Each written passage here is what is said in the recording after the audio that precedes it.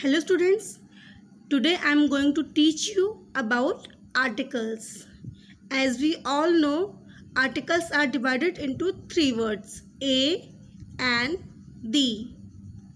So we know that there are three articles, a and the. Let us know the use of a. A is used with the vowel sound. It means जो vowels A is not use with the vowel sound, जो vowel sound नहीं करते हैं हम उनके साथ ए का use करते हैं। अब तक आपने पढ़ा होगा कि जो स्टार्ट करते हैं A E I O U, that is vowel. But ये ज़रूरी नहीं है कि ए ई आई ओ यू से स्टार्ट होने वाले वर्ड्स अगर हैं तो उनके साथ हम ए नहीं यूज़ कर सकते। For example unit, unit is taken from A E I O U से, यानी यू है, फिर बीच के साथ हम ए लगाते हैं। क्यों? It is about the sound. हम बोलने में क्या शब्द यूज़ करते हैं। हिंदी के अल्फ़ाबेट छोटा आ से लेकर के या तक जो शब्द होते हैं उनका उच्चारण जब जिस शब्द से होता है उस हिसाब से हम यूज़ ऑफ ए लगाते हैं। जैसे कि यूनिट, यूनिट का जो पहला शब्द है वो या है।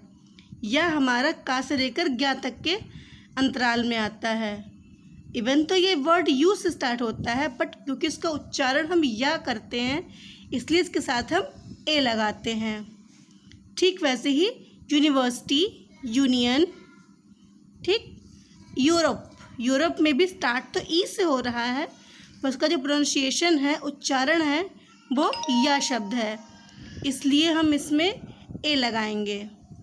तो यानी जिनका उच्चारण हम स्वर शब्द से ना करें वो सारे शब्द हमारे होते हैं ए के लिए, यानी a unit, a university, a Europe, a book, union, pen.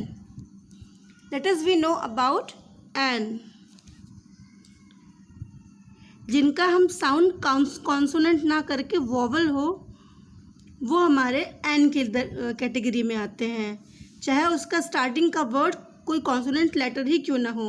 जैसे कि M L A, M L A में फर्स्ट वर्ड इज़ एम, और एम आपका हम कॉन्सोनेंट वर्ड मानते हैं, इंग्लिश का कॉन्सोनेंट वर्ड एम है, पर जब उसका उच्चारण करते हैं, प्रोनाउंसिएशन करते हैं तो वो ए आता है, जो कि का से लेकर के ए तक के अंतराल में आता है। का से ज्ञा तक के अंतराल में आने वाला शब्द है ए, तो हम लगाते हैं an M L A, an M A, an ox, an hour. वैसे तो एच स्टार्ट होता है कॉन्सोनेंट से, पर जिसका उच्चारण होता है तो वो हम एच को हम साइलेंट मानते हैं, तो an hour, an exercise, an ink pot.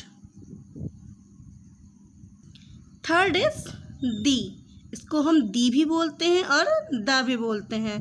जो भी आपको बोलने में सुटेबल हो आप वो शब्द यूज़ कर सकते हैं। दी हम किसी प्रोमिनेंट चीज़ या किसी नॉन लिविंग थिंग के साथ हम ऐड करते हैं।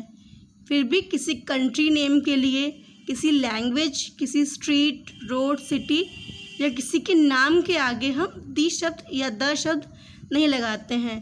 कभी आपने सुना है the India is my country, या लैंग्वेज के लिए the English is my favourite subject, हम यूज़ करते हैं India is my country, English is my subject, या द जीटी रोड या द कानपुर, ऐसा नहीं होता है।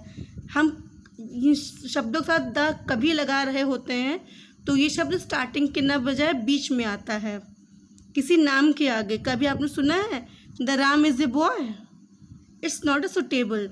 तो किसी हम country, language, street, road, city या किसी के नाम के साथ हम द नहीं लगाते हैं। अब आता है लगाते हैं किसके साथ हैं। कोई रिवर हो जैसे द गंगा, कोई हॉली बुक हो जैसे द रामायणा, द महाभारता, कोई क्लास है, कोई कैटेगरी हो, कोई खास कैटेगरी के लिए, कोई न्यूज़पेपर हो the times of India, the Dainik Bhaskar, या नॉन लिविंग थिंग्स, इनके लिए हम लगाते हैं द, और इसके साथ नहीं लगाते हैं वो country, language, street, road, city and name. I hope you understand about the articles. If you have any doubts, any queries, you can ask me, your group, or personally also. Thank you.